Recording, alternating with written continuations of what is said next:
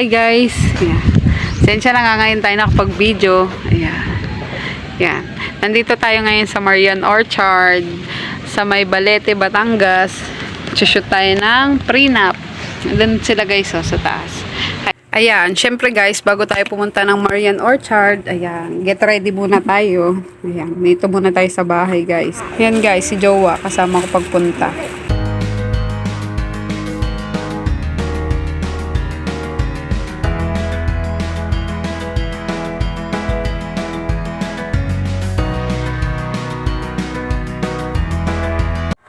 Ayan na nga guys. Ngayon ay tayo na ay sumakay sa ating service. Papunta po tayo dun sa Balete.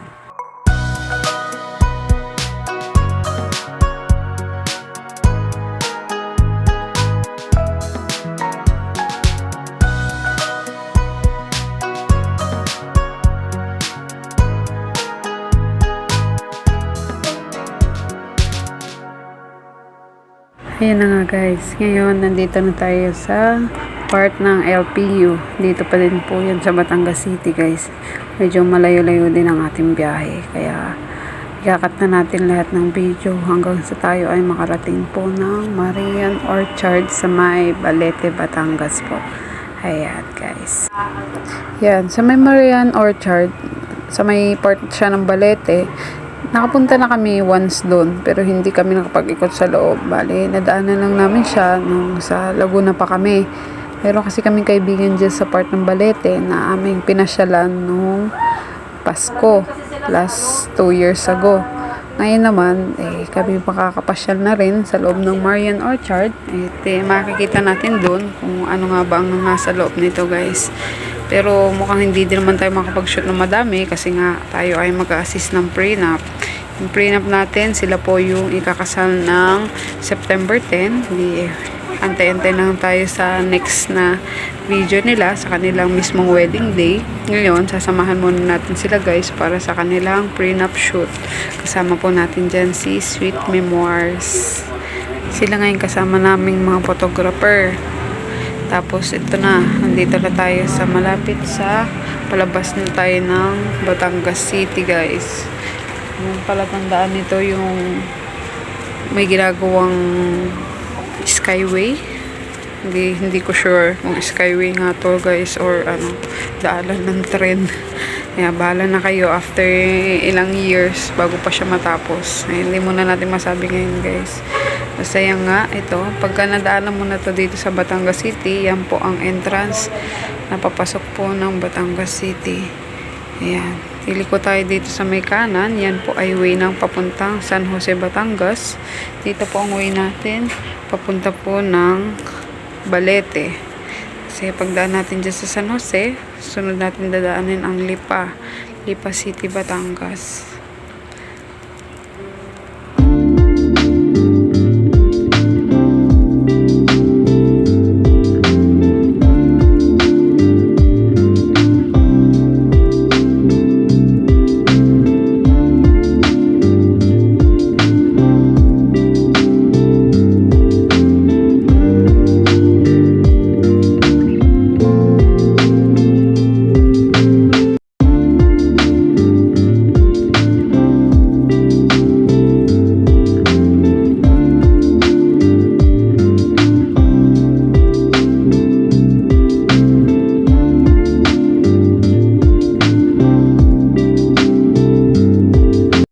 Ito na nga guys, papasok na tayo ng San Jose, Batangas City.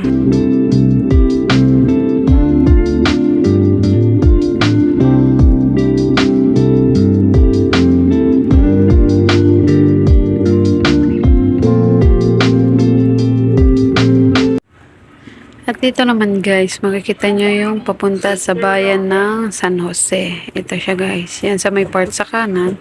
Tapos dito nyo rin makikita ang pinakamalaking manok. Ayan. Sila po ay egg capital of the Philippines. Diba? Nako pa rin natin magbigay ng trivia kahit pa paano. Ito na nga guys. Kalahating oras na lang guys tayo na ay makakarating na sa ating tutunguhan. Nandito pa lang tayo sa San Jose. Kasunod na bayan nito ay ang Lipa City, Batangas. Isa rin po siyang city dito sa part po ng Batangas Province. Yan. Kaso di na tayo dadaan sa may bayan nito guys. Hanggang doon lang tayo sa may San Fernando Air Base lang tayo guys. Kasi may daan doon sa may left side. Doon po tayo papasok guys. Pupunta po siyang mataas na kahoy.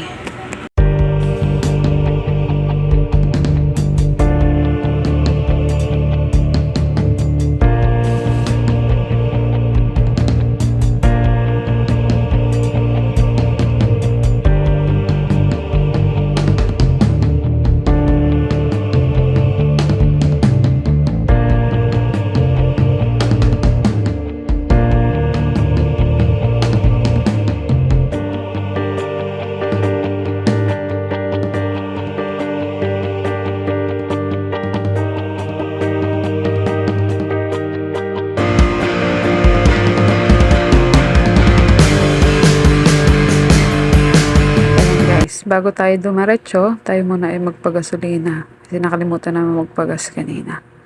Ayan.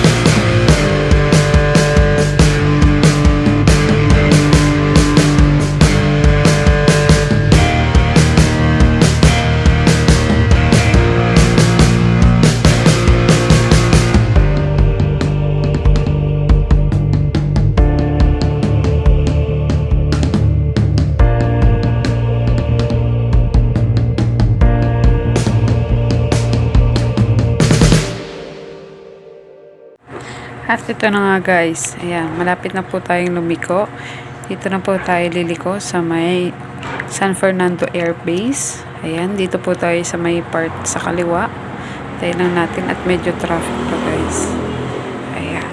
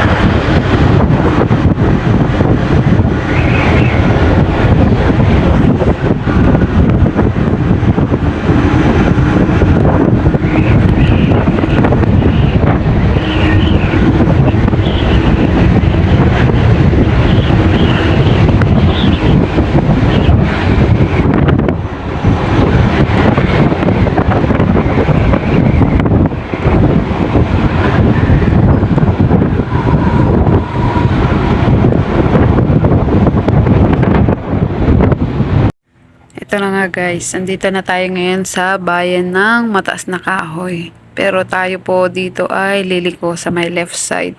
Ito po yung way ng papuntang La Virginia at Shercon guys. Ayan, pagliko natin dyan. Ano lang natin yung bayan po ng Mataas na Kahoy. Tapos dito guys, sa may right side, makikita nyo yung papuntang La Virginia at Shercon. Ayan, liliko po tayo dyan guys. Ayan. Liko natin dyan guys. Dire-diretso lang muna tayo.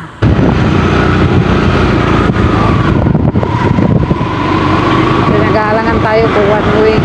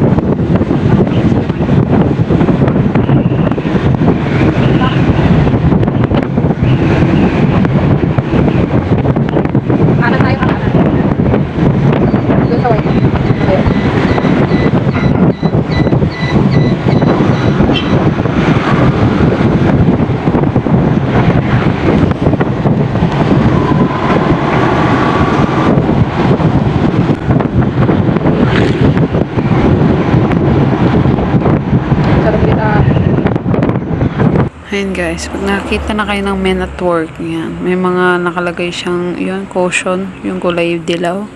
Kanting ingat tayo dyan guys. Tignan itong kasal. Oops!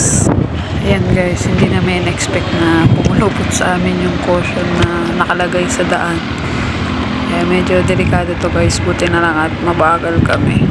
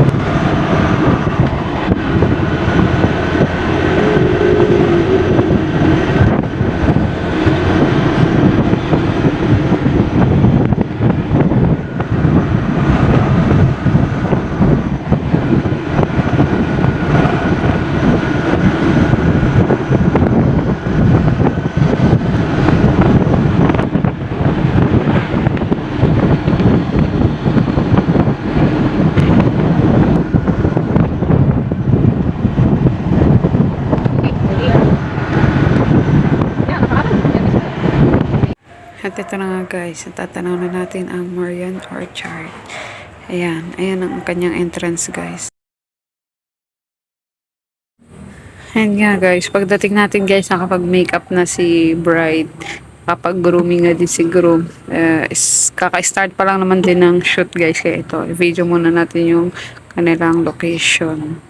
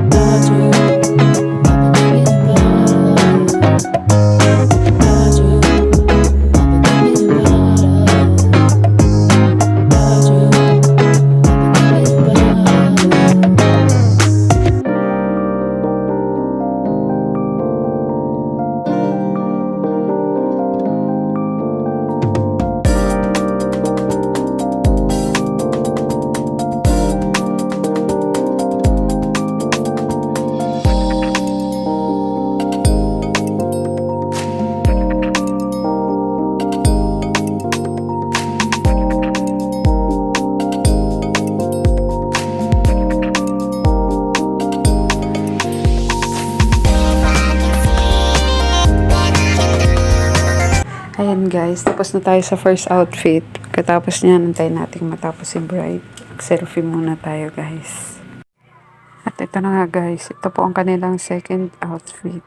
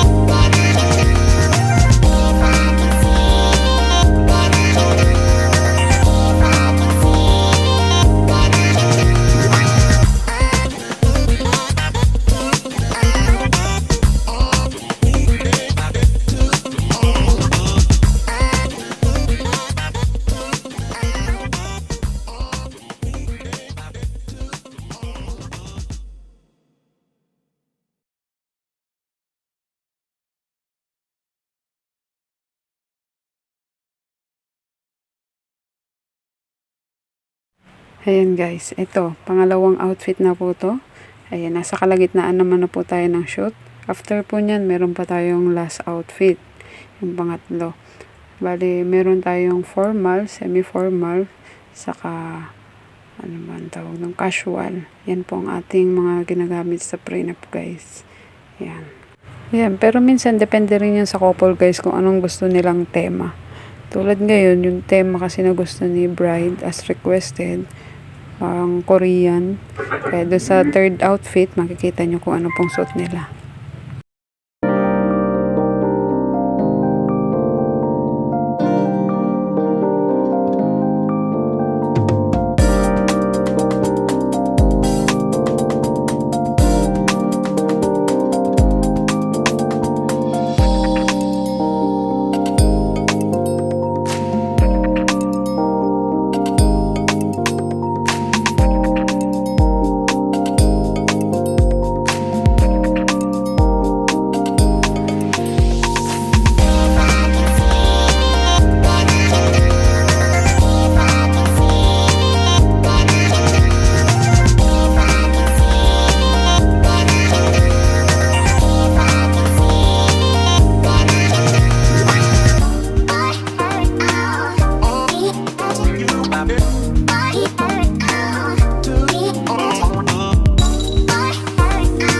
Yun na nga guys, makita nyo na dito. Nandito na tayo sa third outfit. Ayan po ang team na gusto ni bride. Ayan, mga naka-trench coat sila parehas. Ayan. Tapos dito sa place na to, nandito kami sa taas ng tower. Kaya hindi masyadong mainit. Sobrang lakas pa ng hangin guys.